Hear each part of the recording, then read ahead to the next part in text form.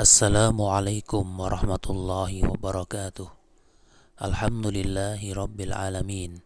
Wassalatu wassalamu ala asrafil anbiya'i wal mursalin Nabina Muhammadin wa ala alihi wa ashabihi ajma'in.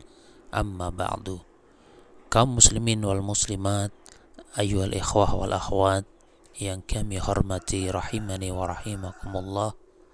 Alhamdulillah, yang pertama kita bersyukur kepada Allah Ta'ala atas limpahan nikmatnya yang begitu banyak kepada kita, yang dengannya kita masih bisa melaksanakan kewajiban kita sebagai hamba Allah adalah beribadah kepadanya.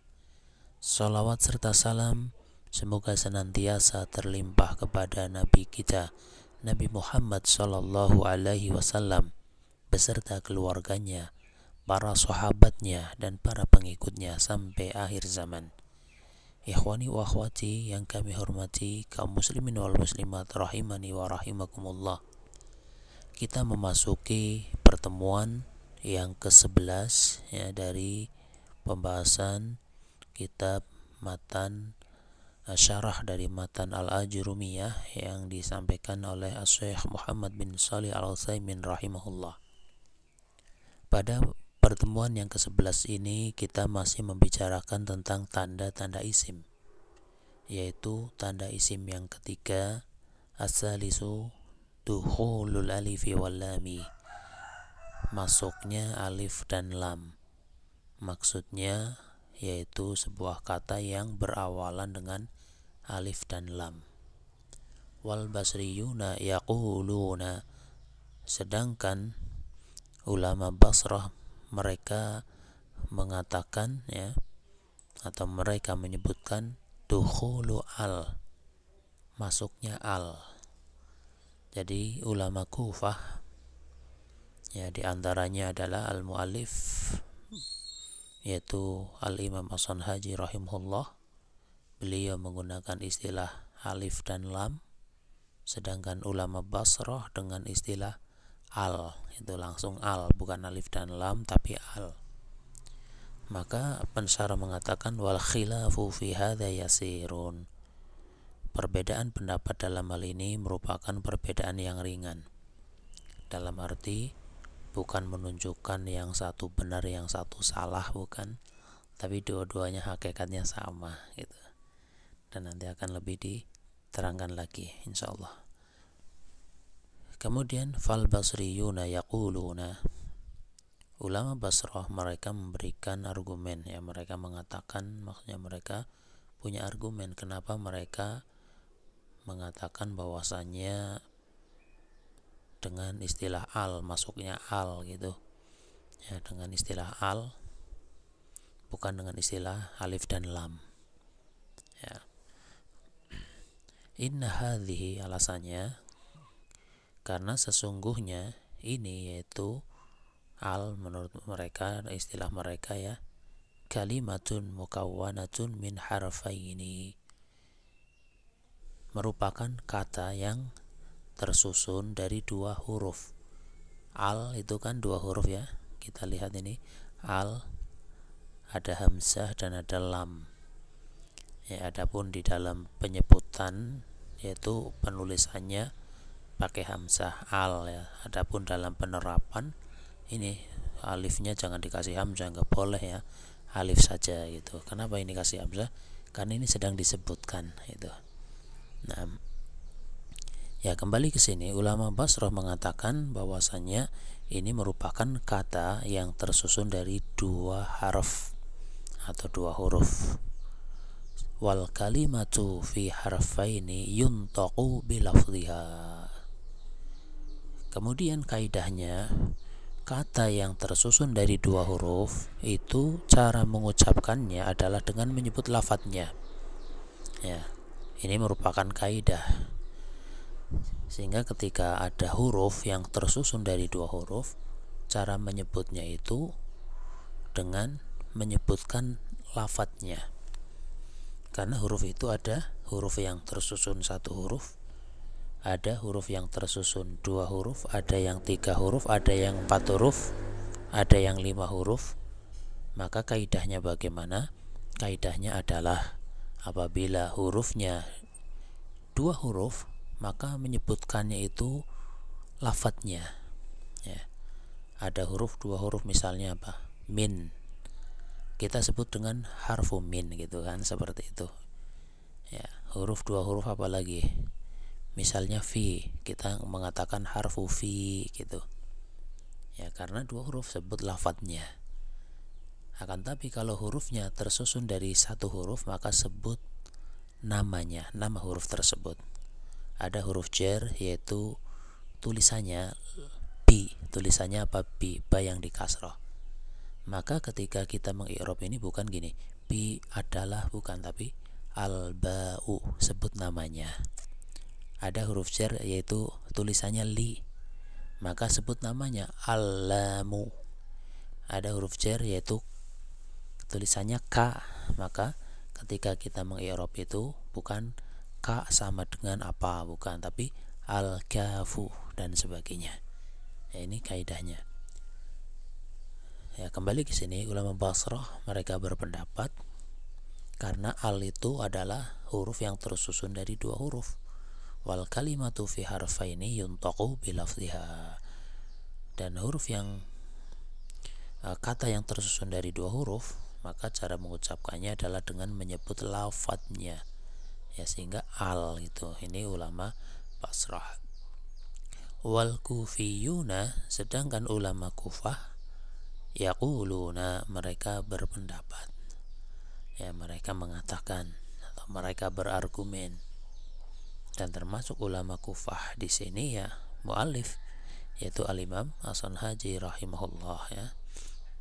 Mereka mengatakan innaha kalimatun mukawwanatun min harfaini, sesungguhnya al itu adalah kata yang tersusun dari dua huruf.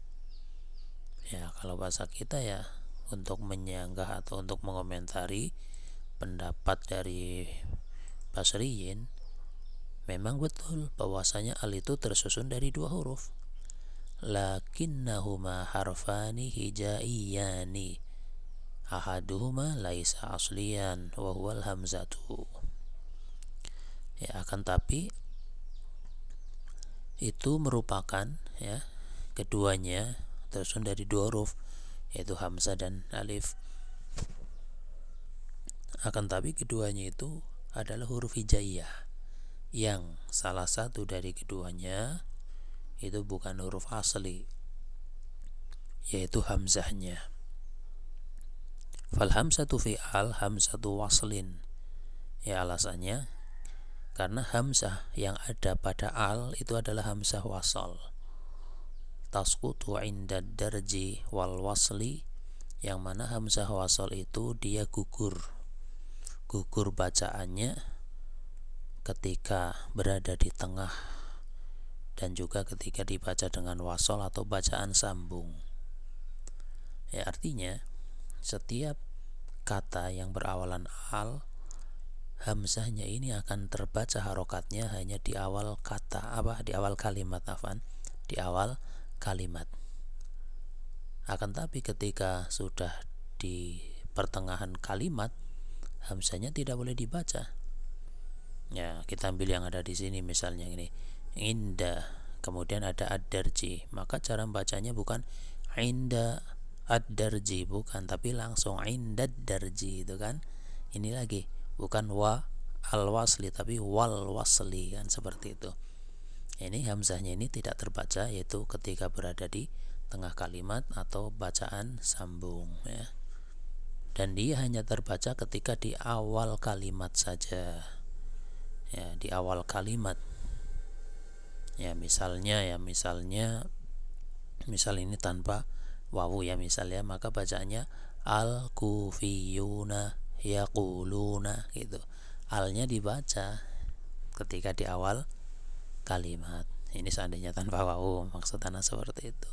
Tapi ketika ada wawu, berarti ini sudah bukan di awal kalimat lagi, ada pendahulunya yaitu wawu, maka bacanya wal, bukan wa'al, bukan wa'al kufiyuna, tapi langsung wal gitu kan, hamzahnya tidak terbaca harokatnya. Itulah alasannya kenapa ulama Kufah dengan mengatakan alif dan lam, karena hamzahnya adalah hamzah wasal. Kemudian fahiyya laysat asliyatan hatta naqula innana nantiqu bilafdhiha, maka hamzahnya itu bukan asli agar kita bisa mengatakan sesungguhnya kita mengucapkannya dengan menyebut lafadznya, karena yang pengucapannya dengan menyebut lafadznya itu adalah ketika hamzahnya asli itu. Idzan nantiqu bismiha, kalau begitu kita mengucapkannya dengan menyebut namanya. Dengan menyebut namanya kita katakan fanaqulu al alifu wal lamu, yaitu alif dan lam. Masuknya alif dan lam, bukan masuknya al. Itulah sedikit perbedaan ya antara ulama Basrah dan Kufah. Kemudian ada tanbihun, perhatian. Saral kufiyuna wal basriyuna yakhtalifuna aidan fi misli qawlihi ta'ala zalikal kitabu, surat Al-Baqarah ayat yang kedua. Ya, para ulama Kufah dan Basrah juga berselisih pendapat, berbeda pendapat ya dalam masalah al, seperti pada firman Allah Ta'ala zalikal kitabu, ya al pada ini al kitabu gitu. Ini kan surat Al-Baqarah ayat yang kedua. Maka fal basriyuna yaquluna alamatu smiyati al-kitabu al. Para ulama Basrah mereka mengatakan bahwa tanda isim pada lafaz al-kitabu adalah al-nya. Apa tanda isim al? Atau kalau kita ditanya mengikuti cara yang dilakukan ulama Basrah, misalnya kenapa al-kitabu adalah isim, maka jawabannya karena berawalan al, seperti itu ya. Sedangkan amal kufiyuna fayaquluna inna alamat tasmiyatiha al-alifu wal lamu. Sedangkan para ulama Kufah mereka mengatakan sesungguhnya tanda isim pada al-kitabu adalah alif dan lam. Ya, sehingga mengikuti cara yang disampaikan oleh ulama Kufah dalam hal ini adalah diantaranya mu'alif. Kalau kita ditanya kenapa al-kitabu adalah isim, maka jawabannya karena berawalan alif dan lam, seperti itu. Kalau ulama Basrah jawabannya karena berawalan al. Ini yang dimaksud. Perbedaan di sini ringan-ringan saja, dalam arti bukan menunjukkan salah satu dari keduanya itu yang benar dan yang salah. Ya, dua-duanya benar, dua-duanya memiliki argumen yang logis ya, yang bisa diterima oleh akal. Nah, dan akan lebih rinci lagi insyaallah pada pertemuan berikutnya. Ikhwani wa akhwati yang kami hormati rahimani wa rahimakumullah, demikian yang bisa disampaikan pada kesempatan kali ini berkaitan dengan tanda isim yang ketiga adalah masuknya alif dan lam, dukhulil alifi wal lami, atau dengan istilah ulama Basrah yaitu masuknya al gitu, seperti itu.